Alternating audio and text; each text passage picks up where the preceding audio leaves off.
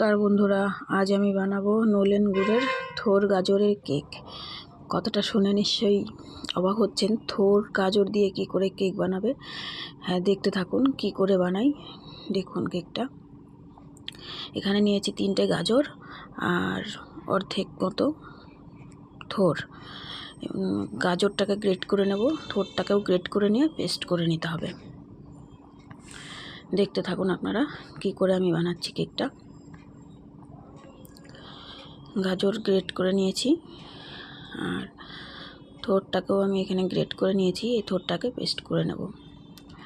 আর লাগছে তো নলেন গুড় দিয়ে যেহেতু বানাবো বলেছি, এই দেখুন নলেন গুড়টাও গ্রেট করে নেব। এতটা গুড় লাগবে না আমার।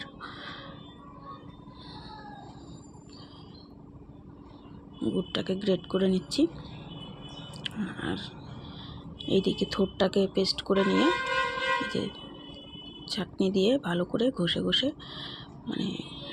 ছেঁকে নেব। থোড়ের মধ্যে যেহেতু জালি জালি ভাবটা থাকে, আঁশ মতো, ওটা যেন না থাকে। এবার এই পেস্ট করা থোড়ের মধ্যে নলেন গুড়টা মিশিয়ে নেব ভালো করে।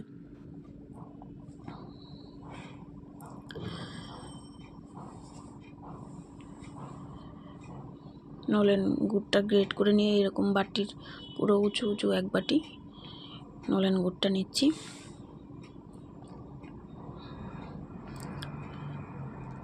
সব কিছুই আন্দাজ মতন নিতে হবে, যে যেরকমটা বানাবে পরিমাণ বুঝে, কিন্তু একটু মেপে নিলে সুবিধা হয়। এই মগের 1 মগ নিচ্ছি আটা। আমি কিন্তু ময়দা দিয়ে কেকটা বানাবো না, যেই আটা দিয়ে রুটি বানানো হয় ওই রুটি দিয়ে। আর এই যে 1.5 মগ নিচ্ছি না, আর সামান্য পরিমাণে ময়দা নেব।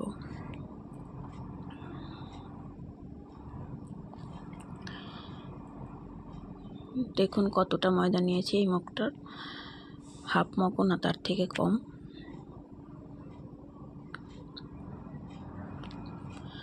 আর এই বাটির 2 বাটি গুঁড়ো দুধ। এবার নিচ্ছি বেকিং পাউডার 1/2 চামচ মতো আর বেকিং সোডা। সব কিছু একসঙ্গে চেলে নেব। আর এই নলেন গুড় আর থোড়ের মধ্যে দিয়ে দেবো এই বাটির 1 বাটি তেল, আর দেব 2 চামচ মতো ঘি। আপনারা বাটারও দিতে পারেন ঘিয়ের পরিবর্তে। ঘিটা আমার ঘরে বানানোই।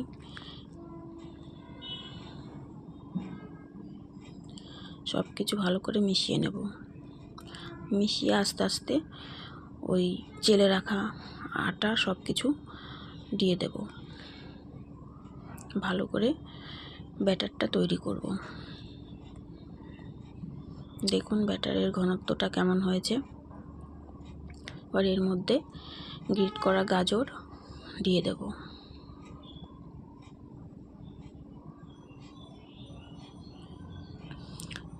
সব মিশ্রণগুলো ভালো করে মিশিয়ে নিচ্ছি।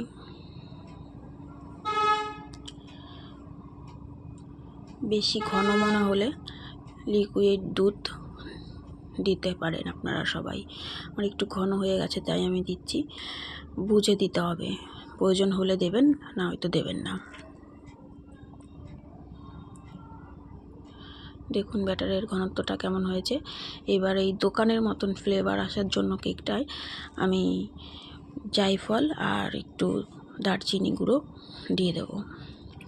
বেশি না, অল্প পরিমাণে দেব, যেহেতু নলেন গুড় আছে।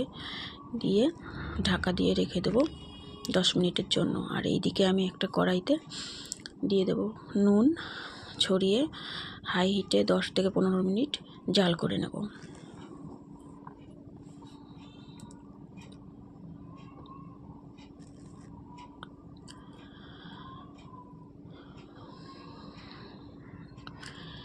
কেক টিন নিয়েছি, ভালো করে তেল ব্রাশ করে নিয়ে এরকম একটা সাদা কাগজ কেক টিনের সাইজের কেটে নিয়েছি। আপনাদের কাছে বাটার পেপার থাকলে বাটার পেপার দেবেন, আমার কাছে ছিল না তাই আমি কাগজ কেটে দিয়েছি সাদা।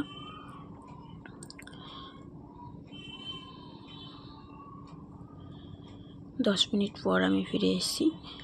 এবার এই ব্যাটারের মধ্যে কিছু কাজু আর কিশমিশ মিশিয়ে নেব।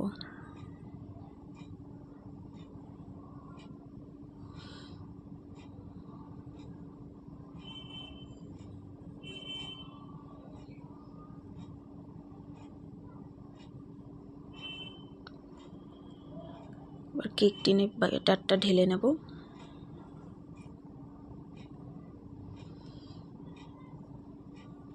উপর দিয়ে কিছু গ্রেট করা গাজর ছড়িয়ে দেব।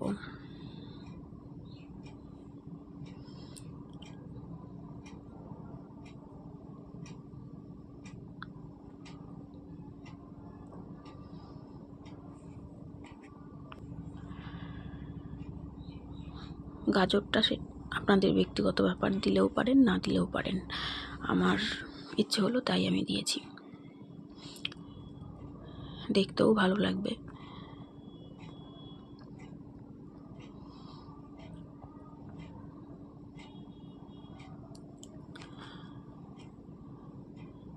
এদিকে আমার হয়ে গেছে।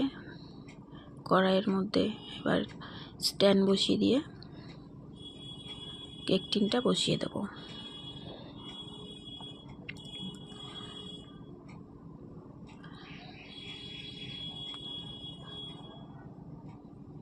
হাই হিটে আমি এটা 10 থেকে 15 মিনিট হতে দেব।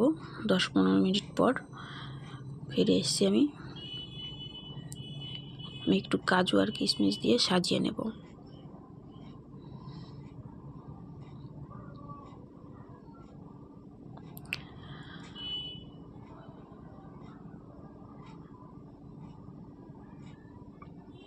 কত সুন্দর হয়েছে দেখুন, কেকটা আরো ফুলবে।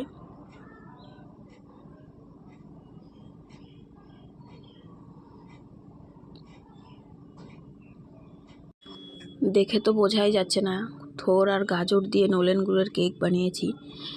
দেখে যেমন বোঝা যাচ্ছে না, খেয়েও কেউ বলতে পারবে না এটা থোর গাজরের কেক। বাড়িতে কিন্তু আপনারা একটু বানিয়ে দেখতে পারেন।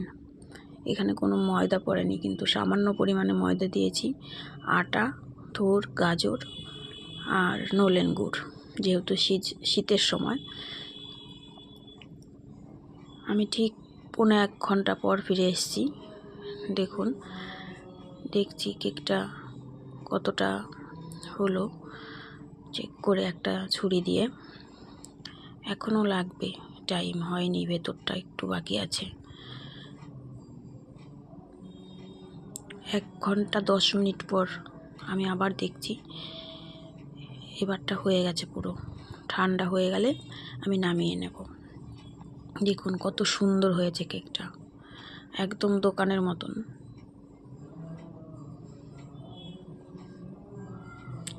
আমি বের করে নিচ্ছি কেক টিন থেকে কেকটা। দেখুন বন্ধুরা, কত সুন্দর হয়েছে। কাগজগুলো সব ছাড়িয়ে নিচ্ছি আমি কেকটার। একবার বানিয়ে খেয়ে দেখুন এই থোর গাজরের নলেন গুড়ের কেক। কেকটা কেটে দেখাচ্ছি আপনাদের আমি, কত সুন্দর হয়েছে।